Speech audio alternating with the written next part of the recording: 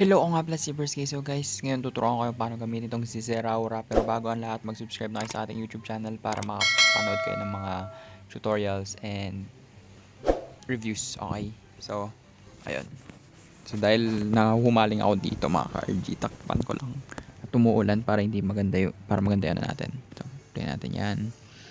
Then ayun, so shoutout kay Jaja, kay AC, and yeah, yun.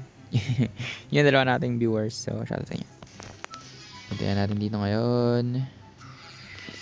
Ito yung ginagamit kong combo.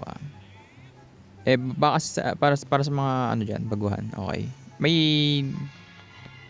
syempre una slash. Okay. Then pag level 2 natin. Syempre agility. Wait lang, malakas ata. Hindi, walang tunog. Okay. Then pupunta natin ng level 5 yan natin. Level 6. And level 6. Hindi ko yung volt switch kasi pangit yung volt switch. Kung ko yung spark. Okay.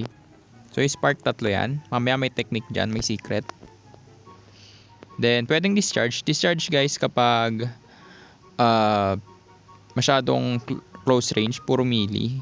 Pero kapag hindi naman puro melee yung kalaban nyo, ito wild charge. Okay. Pero mas prefer ko yung wild charge. Ito yung hindi alam ng karamihan dito sa wild charge. So bilangin natin wild charge muna. Ulit, nasa 4 ata. Ulit natin. 1, 2, 3, 4. Isa pa. 1, 2, 3, 4. So, ganito ang technique dyan. 1, 2, 3. Ayun, nakita nyo? Bali 6 siya. So, kailangan mag-spark ka muna. Alisin natin yung ano. Okay. Kita natin. 1, 2, 3, then wild charge. Kita nyo mga ka-RG. Kita nyo na mas marami, almost 6 to 7 ata yun. Isa pa. So ganun ang ang banat dito kay Zeraora. Ayun okay. So ganun yung banat sa kanya mga ka-RG. Okay. So unahin nyo yung spark muna and then saka kayo magkakas ng wild charge. Kasi yung although pwede naman, okay, may mga situations naman na pwede yun na ikasagad yung wild charge kapag nagmamadali na kayo. Pero personally or strategically, for example, maggagang kayo. So i-stack mo na. Yan, magtatago ka sa bush, i-stack mo na yung tatlo para pag nag-wild charge ka, madami, okay? Madami. So kailangan cast pala agad. 1, 2, 3, then cast. Ayun tagal ng duration. So kaya spark talaga yung maganda dyan kasi nag-i-stack siya ng 3 beses and pwede kang makatakas. Ayun So ang layo na mararating mo. Then lagyan natin siya ng, dahil speedster to, level 10 ata yung ulti. Then yung ulti nito, boom, isang wasak ka ng buhay talaga yung ulti nito.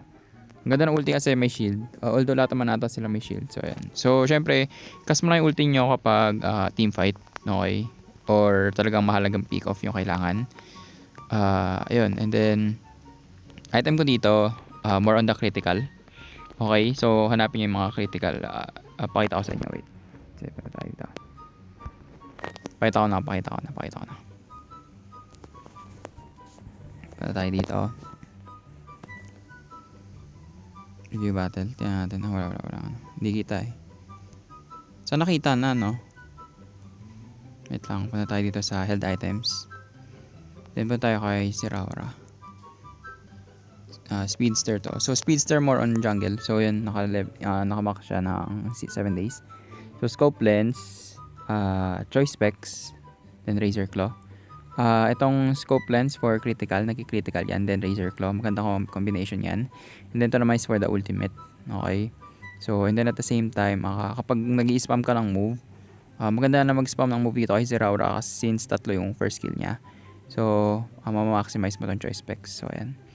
And then yung gamit ko sa kanya battle item is eject button. Personally, parang di sa bilis mo, okay, sobrang mobile ni Zeraora. Parang hindi na siya masyadong kailangan ng immune, okay? Kasi yung second skill niya is almost immune na rin. And then ano pa ba? Potion, pwede rin potion but para safe na lang din. Kasi situational mo lang 'tong magagamit ng eject button. So yung 70 seconds na yan, kahit pa paano, hindi mo siya mararamdaman. Kasi nga, mayat maya mo namang magagamit yung first skill mo. Pero, crucial moments, sobrang halaga nitong eject button. Okay? So, yun lang naman. Sana may natutunan kayo ngayon. And comment down below kung sino yung gusto yung gawa natin tutorial. And next week, meron tayong review ng item. And ayun. By the way, kung gusto niyo ng magandang headset, nasa comment section. Okay? Lagyan natin sa comment section yung mga magandang headset natin. And then, yung mga ng Plexstone. Okay? And then yung cellphone na ginagamit ko, kung gusto yung ng ganitong cellphone Vivo X50, lagay ko rin sa description. Okay? Description box pala. So, yan. Kung sa muli ako, like, comment, subscribe. Booyah. So, yan. Follow nyo na lang ako kung gusto nyo. Kung ayaw nyo, diba?